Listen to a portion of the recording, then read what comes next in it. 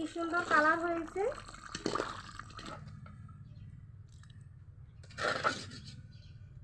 আর মশলার কিন্তু গন্ধও ছড়াচ্ছে। নমস্কার বন্ধুরা, পলি কিচেন উইথ ভিলেজ ফুডে আপনাদের সবাইকে স্বাগত জানিয়ে আজকে রেসিপি শুরু করছি। আর আজকে আমি একদম দারুণ স্বাদে আর জলদিভাবে আলুর দম করে দেখাবো। একদম সহজ একটি রেসিপি, কিন্তু সাথে হবে দুর্দান্ত। প্লিজ বন্ধুরা, আপনারা অবশ্যই পুরো ভিডিওটি দেখবেন, আশা করি ভালো লাগবে। এই দেখুন, এখানে আমি আলুগুলোকে ছোট ছোট পিস করে কেটে নিয়েছি। অবশ্যই কিন্তু ছোট করে কাটতে হবে, যেহেতু এটা জলদি রান্না। আর এখানে নিয়েছি টমেটো। এখানে একটি বড় সাইজের টমেটোকে আমি ছোট ছোট টুকরা করে কেটে নিয়েছি। এখন রান্নাটা শুরু করব।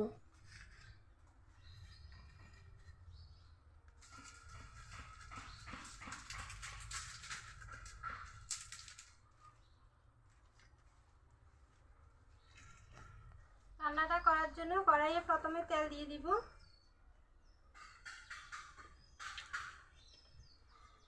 তেল গরম হয়ে গেছে, দিয়ে দিব একটা তেজপাতা, সামান্য করে পাঁচফোড়ন, একটু পরে দিয়ে দিব আলু,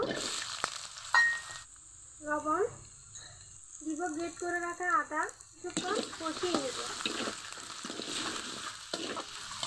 লবণ আর আদা দিয়ে কিছুক্ষণ কষিয়ে নিলে খুব সহজে আলুগুলো নরম হয়ে যাবে। বন্ধুরা, এভাবে আলুর দম করলে খুব অল্প সময়ের মধ্যে কিন্তু রান্নাটা হয়ে যায়। আর এটা কিন্তু রুটি কিংবা পরোটা দেখতে দারুণ লাগে।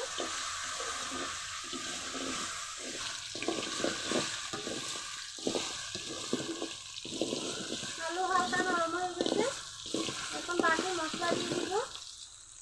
হলুদের গুঁড়া, মশলার গুঁড়া, মরিচের গুঁড়া দিয়ে দিব, টমেটো ভালো করে কষিয়ে নেব।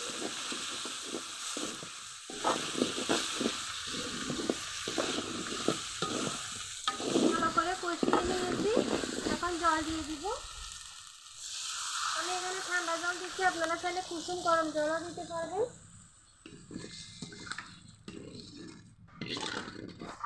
এখন কাঁচামরিচ দিয়ে দিব, এভাবে মাঝখান থেকে ভেঙে দিতে হবে। ঢাকা দিয়ে ভালো করে রান্নাটা করে নিব।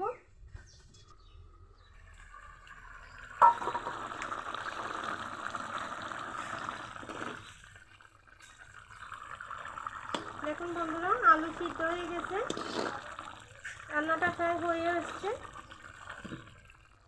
এখন আলুগুলোকে একটু এভাবে ভাঙা ভাঙা করে দিব, তাহলে খেতে আরো ভালো লাগবে।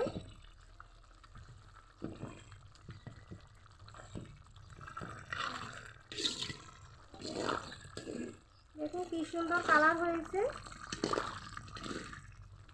রান্না একদম রেডি, এখন নামিয়ে নিব। বন্ধুরা, এইভাবে আলুর দম করলে রান্নাটা করতে যতটা সহজ, তার থেকেও বেশি খেতে দারুণ হয়।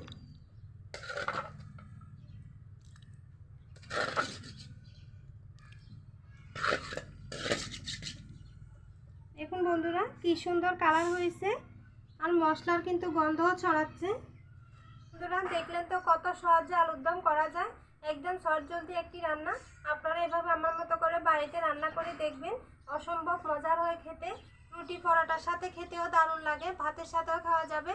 তো আমার রেসিপি যদি ভালো লাগে, ভিডিওতে একটি লাইক দিবেন, চ্যানেলটি সাবস্ক্রাইব করে আমার পাশে থাকবেন। আজকে এ পর্যন্ত। সবাই ভালো থাকবেন, সুস্থ থাকবেন, সাবধানে থাকবেন। দেখা হবে অন্যদিন নতুন আরও একটি রেসিপি নিয়ে।